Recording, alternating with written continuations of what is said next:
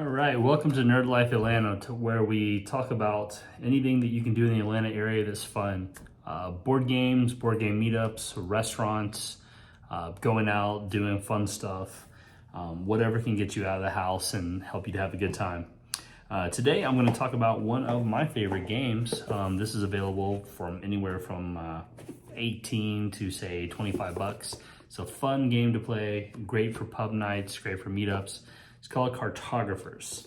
Very simple, and you can play it with any number of people, anywhere from 1 to 100 players. Although it might get a little difficult to manage when you get to that level. Inside the box, you are going to find several components. We start with the edict cards. You're just going to lay these on the table, A, B, C, and D. And next, you are going to have some season cards, and you're going to simply stack these up in order from spring all the way down to winter. One thing you'll notice on these cards that it has some of the edicts that are also listed on the edict cards, and it will also have a number. That's your time number. You are going to have some of these exploration cards, or I think they're actually technically called explorer cards. And you'll notice they always have three components. Number one, they are going to have a number. That's your time number that kind of corresponds to what you see here on the season card. You're going to have a polyomino, and some of these will actually have, I guess if I can get this in here for you, 2 polyominoes. And you're going to have a symbol also. The point is, you're going to need to be able to place these on your map by drawing. And just to show you the maps, your maps look like this, and you have several areas. You're going to see some ruins symbols, you're going to see some mountains, and the mountains always have a coin. And then at the bottom, you're going to have a place to kind of fill in coins when you attain them. And you're going to see where you're going to score. So this is the spring scoring grid right here. What that means is on this card, you'll notice that it is scoring A and B in the springtime. And so there is a watermark for A and B right here. There's also like a little symbol for coins. So however many coins you have filled in, you're going to write that number here. Then you'll see that there's the other 3 seasons, and then finally at the end of the game, you're going to put your total for all 4 seasons right there. And so the game is played in that sequence where you're trying to get points every season. Really cool aspect of the game is that every season at the beginning of the round, we're going to put one of these cards in randomly. And when this card is drawn, you'll see that there is either there's going to be a clockwise symbol or a counterclockwise symbol. And that tells us how we're going to move our maps around the table. So you're going to actually take your map and you're going to pass it either clockwise or counterclockwise. And then the other player who takes your map is going to be drawing these monster symbols. Monster symbols are really a very interactive way to enhance this game's experience, because what you're going to do is you're going to be trying to mess up someone else's strategy to prevent them from getting points. And at the end of each round, every empty space that surrounds a monster is going to cause you to lose 1 of your points. It actually costs you quite a bit. So on the map, if you look, the mountains count as filled in spaces, and any symbol that you draw with your Explorer cards is going to count as a filled in space as well. Beneath each of the edict cards, we're going to have one of these scoring cards also. And so over the course of the game, you're only going to have 4 scoring cards. And let me just kind of pull some up for you real quick. I'm going to try to, so they all have there's 4 different backs here. You can see that you have the blue and the yellow, and you have the green. There is also one that has a little village symbol. And so all of these cards are going to have to do with the villages. And then you're going to have one that is going to be about the spaces, or taking up territory on the map. So what I want to do is I want to put this down on the table. I want to let you look at it from that perspective, how it all kind of flows together. And let's go ahead and do that right now. Okay, so you can see here that I've set up the game. I have the stack of Explorer cards with one of the assault cards, that's the enemies, shuffled in. I also have all of the point cards laid out, and you can see that they're underneath the edict cards. In the spring round of the game, we are going to be scoring A and B, but let's go ahead and let's go over all the scoring cards so we'll know what's happening in the course of the game. You're going to start out by giving each player one of these sheets. You're going to write the player's name at the top, and then if they want to, they can give themselves a title. They can also name the territory that they are exploring and give themselves an icon. What we're going to do is we're going to, again, be scoring these first two, but we'll draw a card from this deck, and everyone will take a chance to draw that shape with those symbols at the same time simultaneously. Technically, I guess the players could all draw the same map, but it doesn't really work that way in the course of the game. It just, people tend to do their own thing. So you can see here how we're going to be scoring. I'm going to go ahead and just bring these up to the camera so you can see. So the first one is for each of the rows and columns that is completely filled in, you're going to get 6 points for each of those. And that doesn't, if you look at the illustration, it kind of shows you a corner, but it could be any of these on the map. It does not have to be these corner pieces. For this scoring card, you can see that in order to get these points, you need to have a cluster of villages, and that would be, a cluster is defined as one or more of the same symbol that is touching adjacently.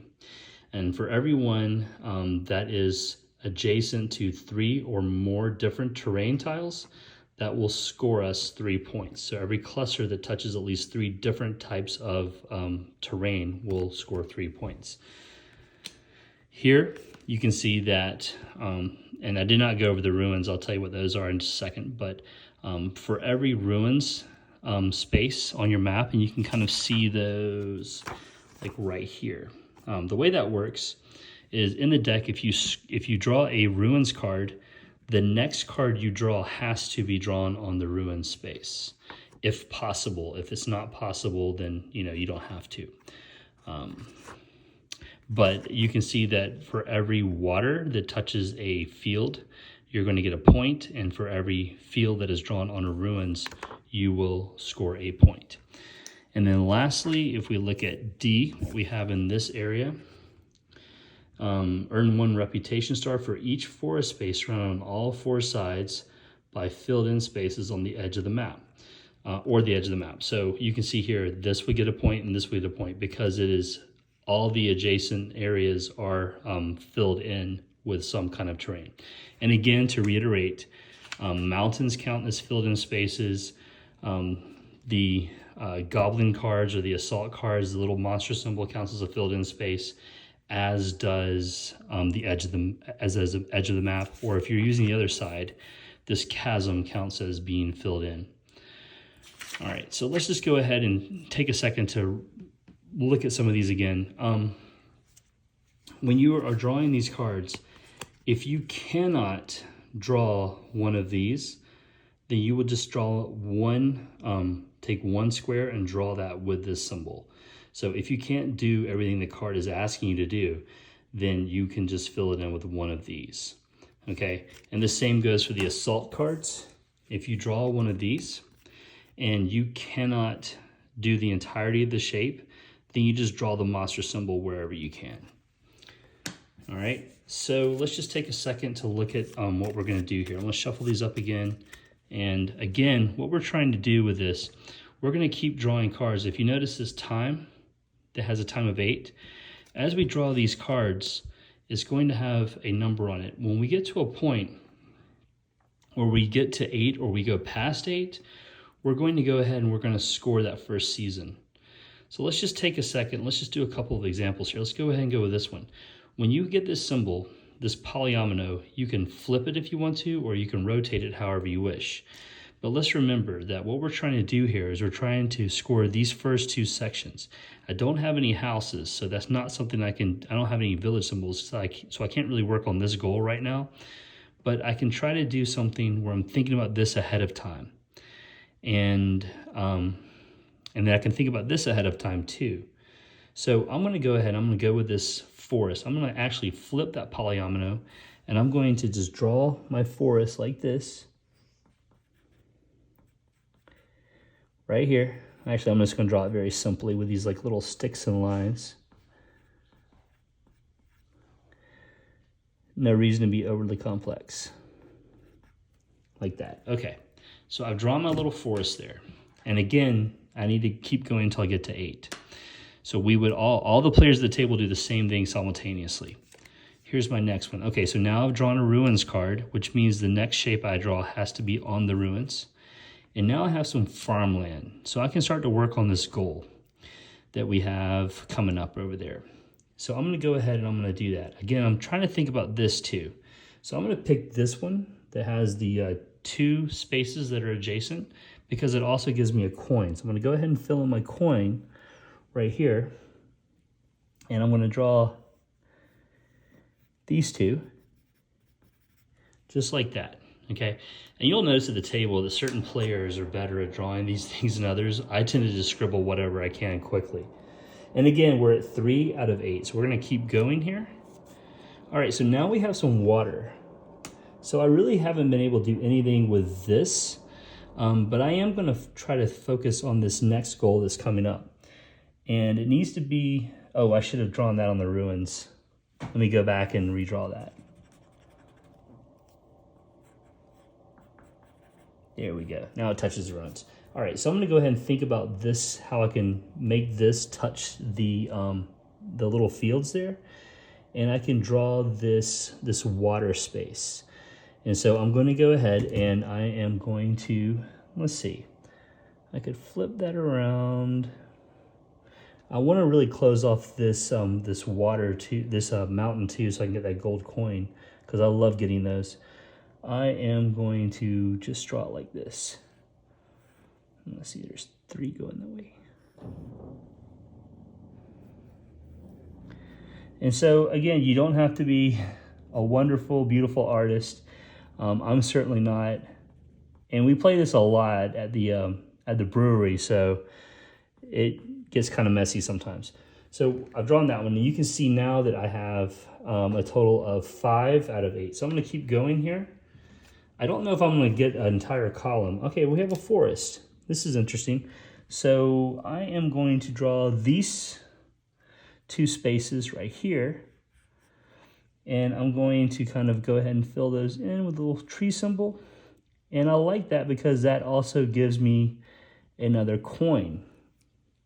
And if you look, I now have, let's see, 3, 4, 5, 6.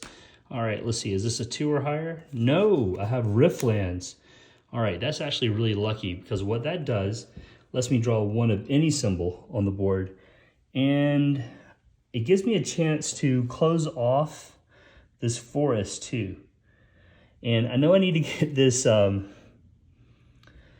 these houses here, these little villages. I think I'm going to put in another forest, because that one's now completely surrounded, but that does not add to the the limit there.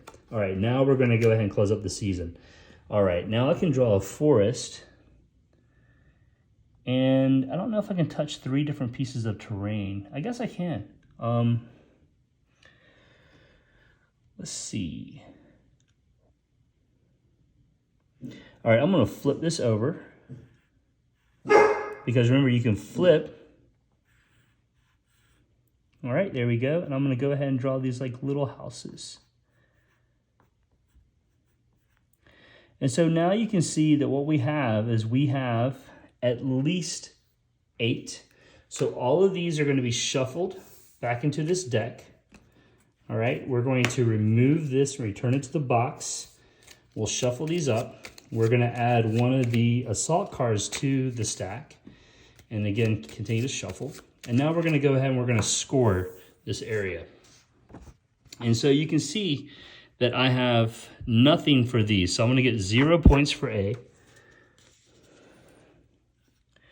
And for B, it looks like I have, let's see, this one touches 1, 2, 3. So I have 3 points for, no, I don't. I don't have any points for that either.